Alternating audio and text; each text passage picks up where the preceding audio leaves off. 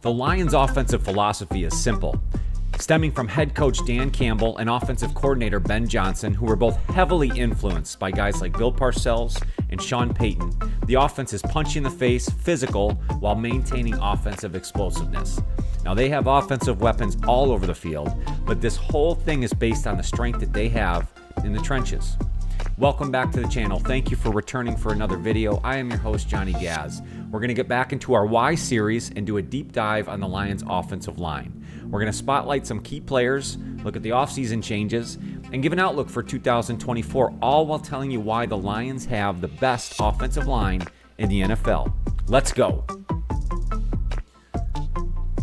Before we talk about the big boys, Penei, Frank, Taylor, make sure to hit the like button on the video. It is the best free way to help out the channel. Hitting the subscription button and notify bell is also a good way to make sure you don't miss any future videos here on Johnny Gaz Sports.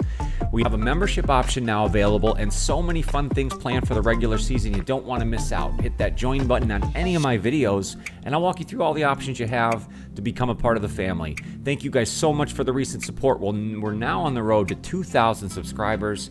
Thank you to everyone for all the recent interaction, all the commenting. It's been so much fun talking Lions football. Let's get into today's topic. Let's start by running through the cast of characters for this Lions offensive line. Penei Sewell, their right tackle, the man that makes this engine run for the offensive line. He really was the start of this new culture rebuild back in 2021 when the Lions drafted him in round 1, pick number 7. It was the first pick for GM Brad Holmes and new head coach Dan Campbell. And Penei Sewell has arguably turned himself into the best offensive lineman in the NFL. He's a 2-time Pro Bowler, and in 2023, he was a first-team All-Pro. He is ultra durable. He's played in 50 out of the 51 games since he's been in the NFL. And like I said, he's the engine to this offensive line and maybe the entire offense. So much so that the Lions rewarded Penei Sewell this offseason with a 4-year contract extension worth up to $112 million, with $85 million of that guaranteed, and certainly very well deserved. He was PFF highest graded offensive lineman in 2023 and is really the jack of all trades for this Lions offensive line. Frank Ragnow, the ultimate center, the quarterback of the Lions offensive line. He's the guy that controls everything up front. He was selected back in 2018, and if you remember, this was under the Quintricia era. He was selected in the first round, 20th overall, and in general, I think there weren't many things that Bob Quinn and Matt Patricia did well, but they can at least hang their hat on the fact that they kind of set this offensive lineup for success. Frank Ragnow was one of those picks that has truly panned out in the long run, and we're going to talk about one other from that era of Lions football as well. Frank Ragnow originally started actually as a left guard in 2018. He started all 16 games in that position before moving to center permanently in 2019. He is the definition of tough, dealing with multiple injuries over the course of his career, but playing through most of them. And I think the biggest concern is this turf toe injury, which he has had operated in a previous offseason, but has really now come to the point where this is just something he's going to have to live with and tough out through the remainder of his career.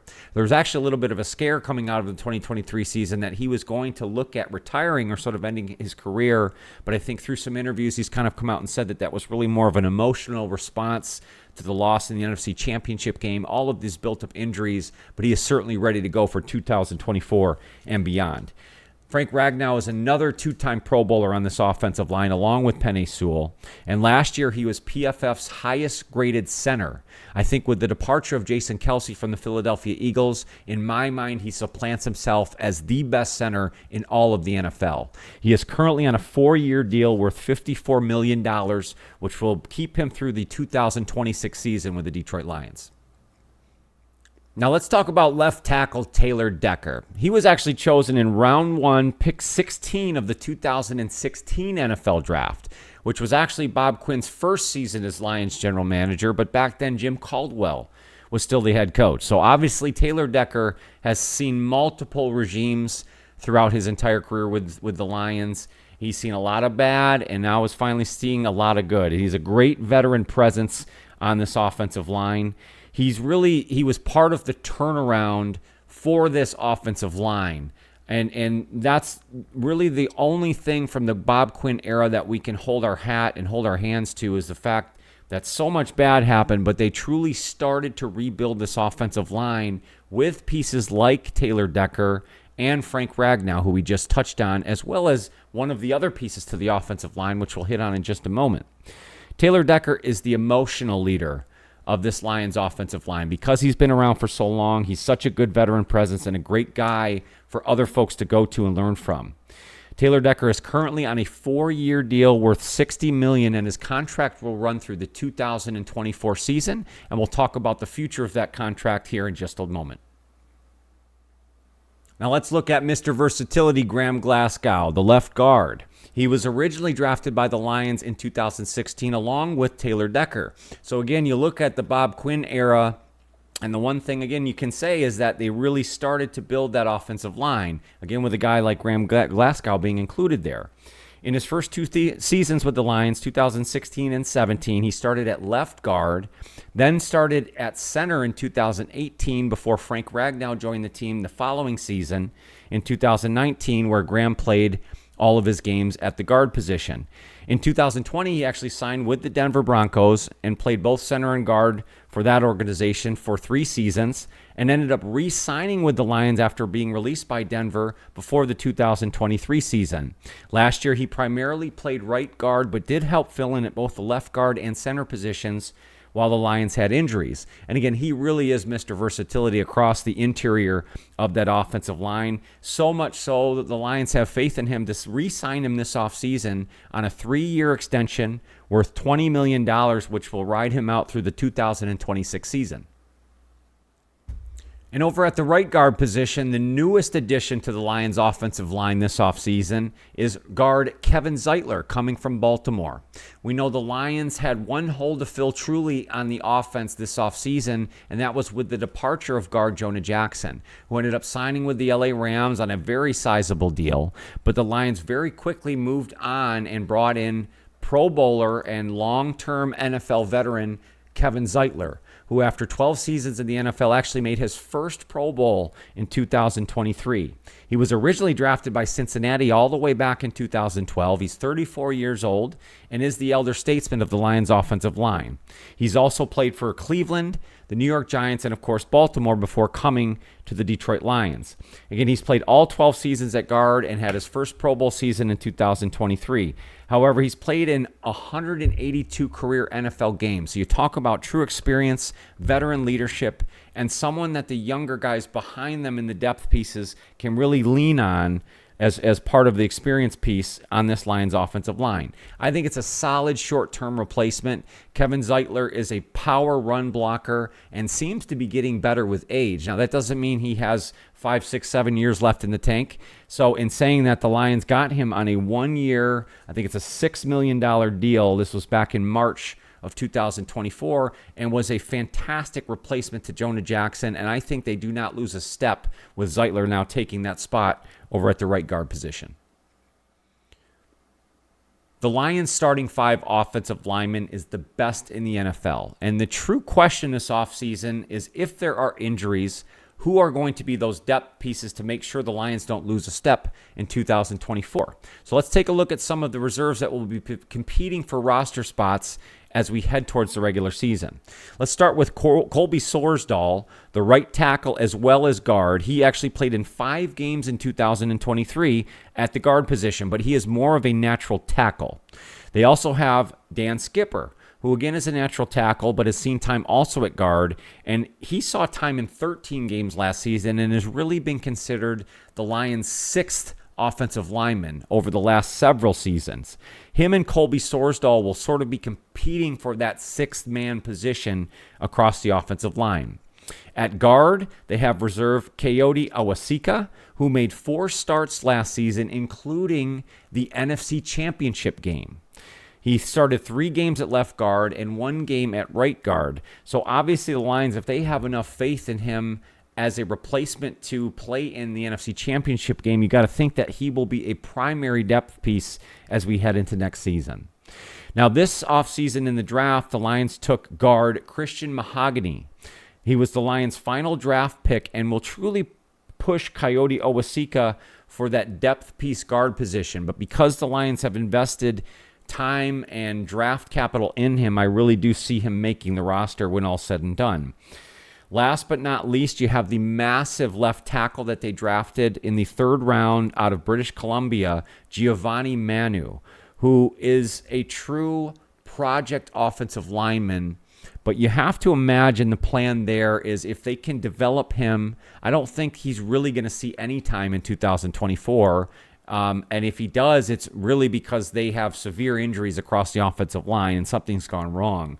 So ideally, he spends all of 2024 learning the craft, learning the NFL game, and transitioning himself to becoming, hitting that full potential I think the Lions see in him.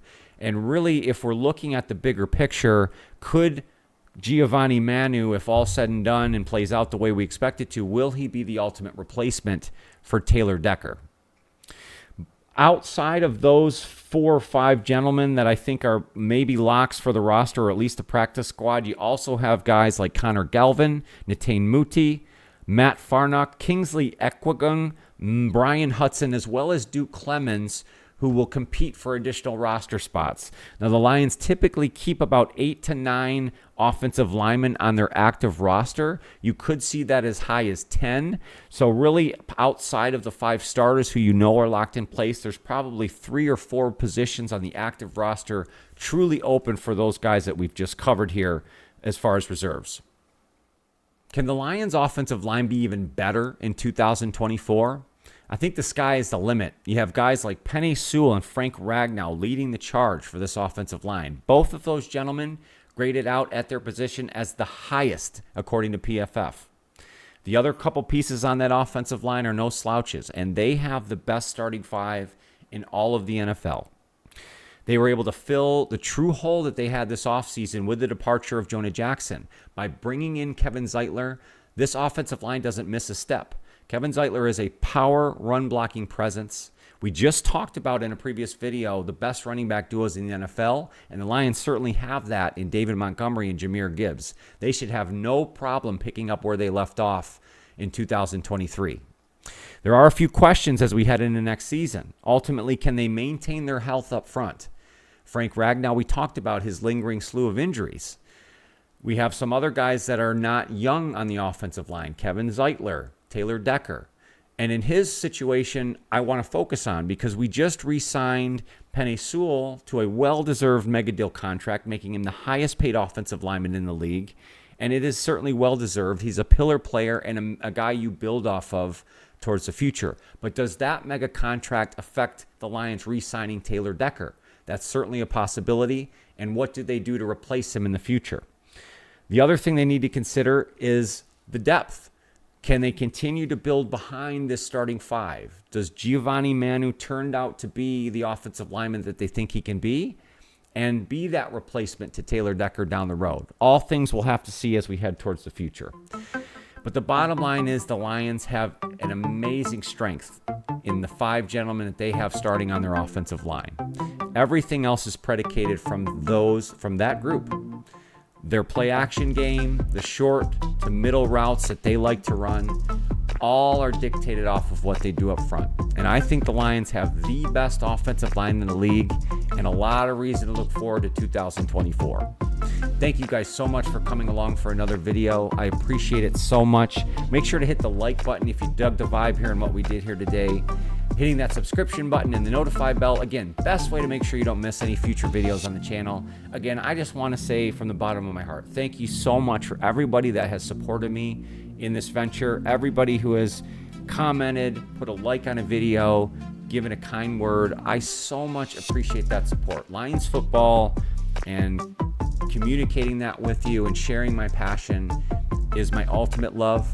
And I just appreciate all of your time. Make sure to take care of your mental health. That is always number one. I want to make sure you come back and see me on future videos. Thank you guys again. I will see you very, very soon.